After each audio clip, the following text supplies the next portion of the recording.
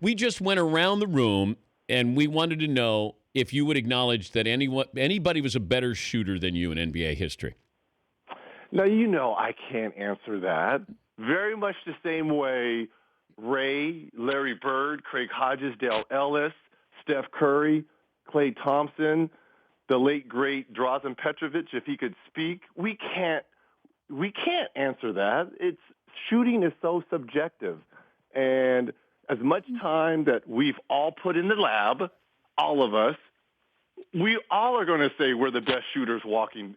We are wired that way. So I cannot answer that question. Ray cannot answer that question. Larry Joe cannot answer that question because I know what all of them are going to say. What if I took you out of it?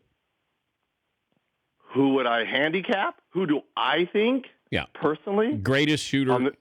On this show, I've always said that I thought Drazen Petrovic was the best shooter I've ever seen, that I've ever played against. Watching Steph recently over the last few years, I'm starting to question that.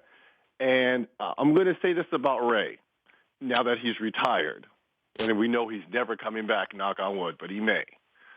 Other than Michael Jordan, he was the only other shooting guard that I spent extra time in film sessions. Out of all the people, because you know how much I love watching tape on people and preparing before games, Michael Jordan, you had to spend extra time. You had to try to find one little wrinkle, something that you could use during the game to help you out. Ray was the only other shooting guard where I had to spend extra time in film sessions because it was almost like looking in a mirror when I was watching him. So it was very difficult to game plan for him because not only was he a great shooter, but he was fantastic in pick and roll situations. So now that I know he's not coming back, Ray, I love you. I have to give him props because he's the only shooting guard that I had to game plan so much for. The Dan Patrick Show, weekday mornings on Audience.